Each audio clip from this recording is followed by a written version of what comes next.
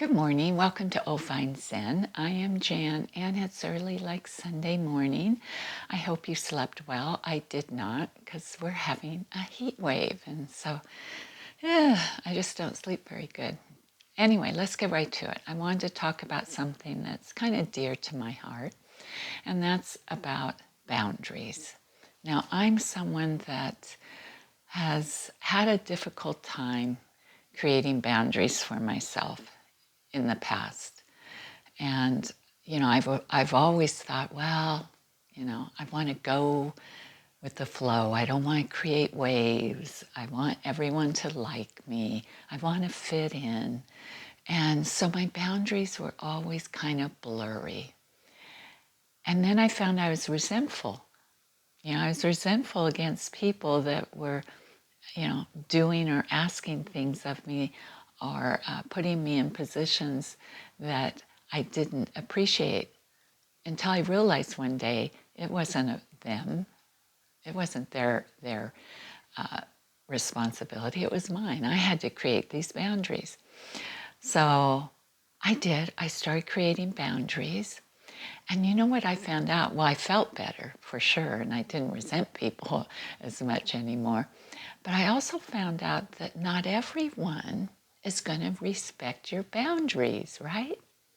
There are people that are going to continue to try to push across your boundary. They're going to poke at you and prod and nudge and try to invade your space. They're going to keep doing it. And so I thought, what do you do with that, those people? And so as the Buddha would say, you step back. You step back from those people. You continue to step back if they're not going to respect your boundary. And you don't do it out of malice. You don't do it out of anger or hate. You do it out of protection. Protection for yourself. And so I have a term for these people that continue after you've stated, you've shown where your boundaries are, these people that continue. I call them bullies. Now, I know that might not be the term that a lot of people would use, but it's my personal term. I call these people bullies because they continue to pick at you.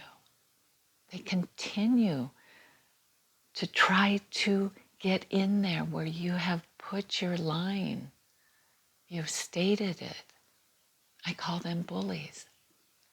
And the Buddha would say, you must step back out of compassion for them because they are suffering. They are suffering, but we can't let them make us suffer. So we have to step back. And he would also say, a bully doesn't always have to be a bully. They can change. They can change. But it's not our burden. It's not our burden. We can't make them change. We can't hope for them to change. It's not our burden. So what we can do is to respect ourselves, because these people will say, oh, but I'm doing it because I care for you. I'm doing this because I want the best for you. I'm doing this because I love you.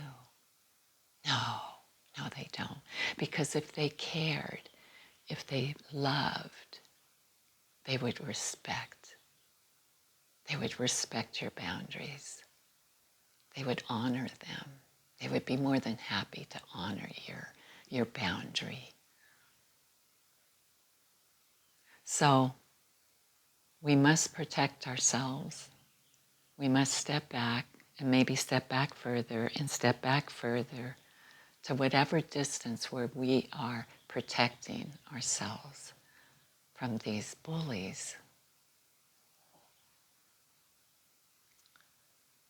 So as we go forward, creating our boundaries and changing our boundaries, there's two lessons I want to impart with you. And it takes me a minute to formulate this, but the first lesson is create your boundaries and stick to them. Stick to your boundaries. Lay them out there. Draw that line in the sand. That's the first lesson. And the second lesson, which is as equally important in my eye, in my understanding, is don't be a bully. When you have someone that has obviously, clearly stated their boundary, you honor that boundary. You step back. You leave them alone. Respect yourself and respect their boundary. Don't keep at it. So there's two lessons. So this morning, when we meditate for a few moments, I'm going to share a poem. And maybe you can close your eyes and listen and see if these are words that might be beneficial for you. This poem, maybe you could write. Just notice, maybe and maybe not, but try. See if these words speak to you. Okay, so let's get comfortable. I'd love for you to close your eyes, to lean back, to get comfortable. Take a couple breaths and feel your breath. Don't think about it so much, but just feel. Feel the inhalation, the exhalation as we begin to settle in. Maybe lowering your chin a little bit takes the weight of the head off the neck. The shoulders are back, relaxed. The belly becomes smooth, soft, letting go of those deep stomach muscles. No reason to hold your stomach in. Shoulders soft, jaw soft. Fingers and toes soft. I hear the birds outside. This early morning, I have my dog sitting by me. I allow myself to settle in for a few moments and move inwards towards my heart, towards my soul, the line I do not cross. Breathing in and breathing out. I drew a line, not in anger, but in truth. Not to punish, but to protect what still lies softly in me. You stepped past it, not once, but as if it were never there, as if my quietness were permission for you.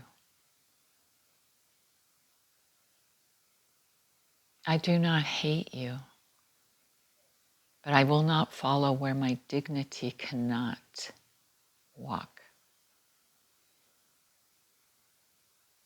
The gate I close is not locked. It is simply tended to with care, with meditation, with a quiet sign that reads, only kindness may enter here, only respect.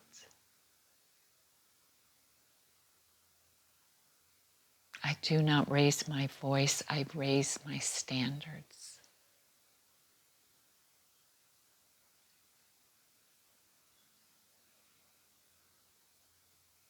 I do not build a wall, I plant a garden where only respect may grow.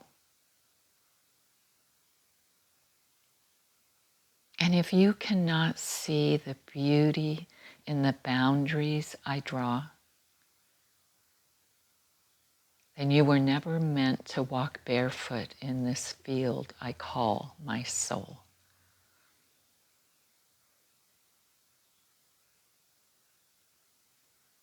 Breathing in and breathing out. Take back your name. Take back your sky. You are already whole, even now, especially now. Draw your line in the sand.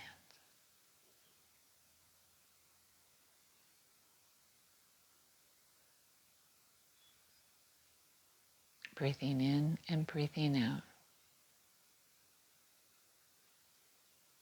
If you need that poem, take that poem. Live by that poem.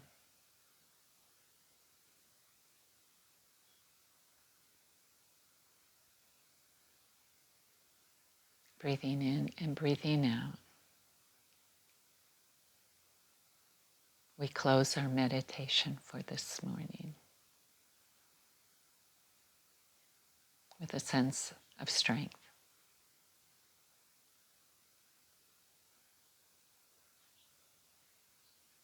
And gently,